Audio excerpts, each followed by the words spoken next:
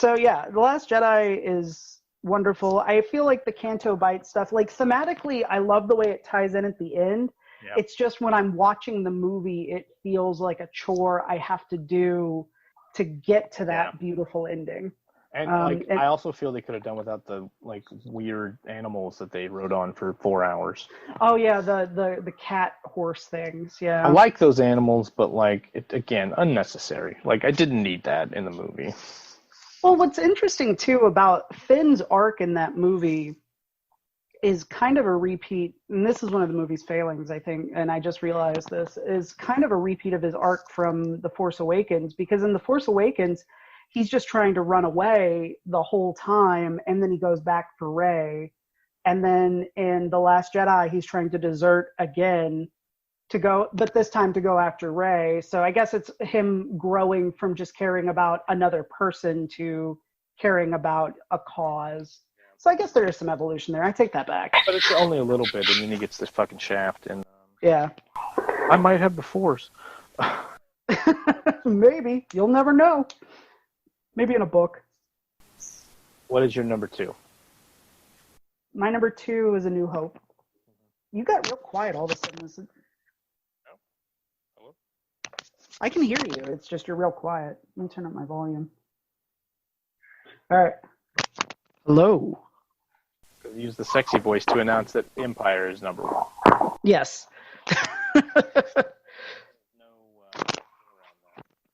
No. I don't know what. I wouldn't say perfect. I don't think it's perfect. There are times when I watch Empire that I'm like, I feel like it's one of the most well-paced Star Wars movies. It's one where the long middle doesn't feel long, like because the character development is so good. I guess when they're in the asteroid field, sometimes I don't really care, but then they get to like, then they do something in the Falcon, and like you're like, okay, well, there's some juxtaposition here, like we're moving the story forward, and so I think you're right. It is absolutely like there is no middle that makes it feel like, oh Jesus Christ, can we get past this so that I can go to something else, please, something more fun than this, because I know that there's more fun, like in like episode 3 or like or New Hope, like eventually there's going to be some cool shit. You just hold on. Darth Vader is genuinely terrifying in that movie. Yes. I remember as a kid just being like, Jesus Christ, like watching him choke dudes over and over again. And the fight on Bespin is like creepy. Like it's because they're fighting in like those like rooms that are like, I think they did that. I don't know if they filmed it this way on purpose, but it definitely helps like show that they were still kind of figuring out like what lightsaber fighting was, and like, like, cause like by the time we get to like the later ones, like even, the new ones, they're fighting very furiously, like, but like you watch the first two and it's like, and there's something very formal about it in those first two as well. Like the way that Vader just stands there and waits, and Luke walks up to him and then ignites his lightsaber, and then they start fighting. Which is fucked up that he acts like he's going to fight fair, and then later in the fight, he's just throwing shit off the walls at Luke. Maybe that's a way that, like, he kind of lulled Luke into a false sense of security there, because, like, that's true. He knew that, like, he doesn't really know how to fight with this lightsaber. No. He's got 2 weeks of training. Fight. I mean, apparently the Marvel comics have kind of fleshed that time period out a lot more, too, and he had a lot of lightsaber, not a lot of lightsaber fights, but he has fought Vader more than once at this point.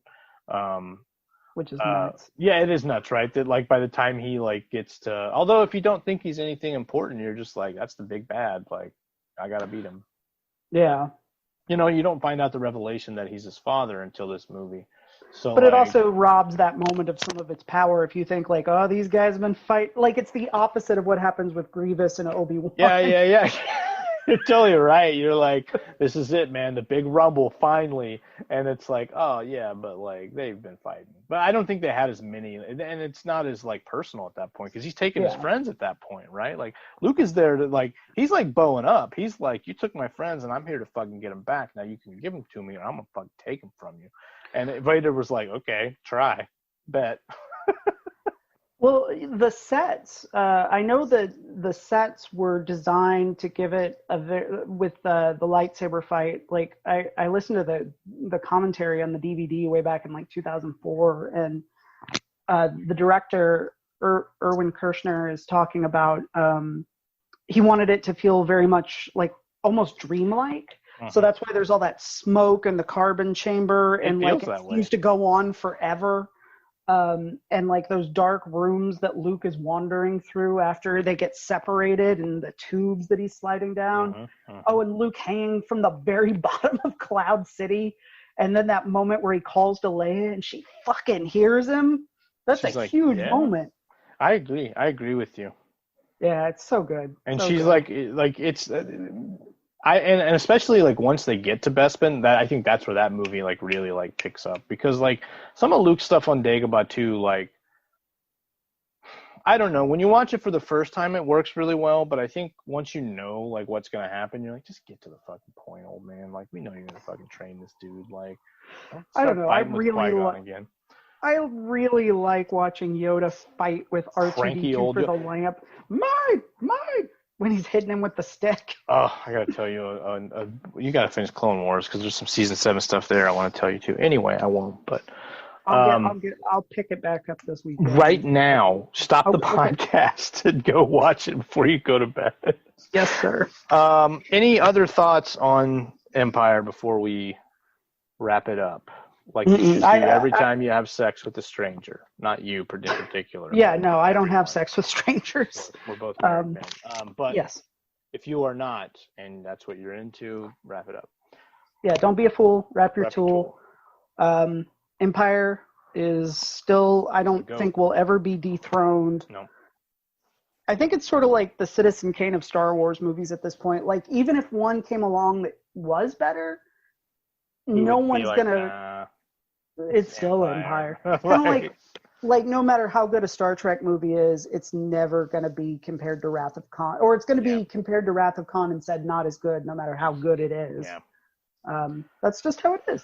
That is how it is, and that's the way it is. That was a long show. It was a very long show. I felt like that was a Walter Cronkite thing. That's the way it is. It is. It's just some famous news. And that's the news tonight. That's the news to me, not you. I am a racist. I don't know.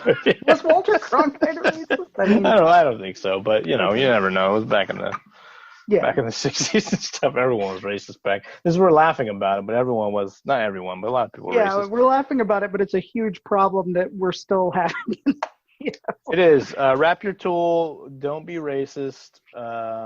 Watch Star Wars and just take some time to reevaluate. And be good to yourself and the people in your life, but especially yourself. And also wrap your tool. We've already said that a lot, but I think it's like really. Because we are in the middle of a pandemic, but also remember, AIDS is a pandemic as well. Although I don't know if it's classified as such now. However, a lot of people die from AIDS. Anyway, I'm Darrel. I'm Sean. Good night.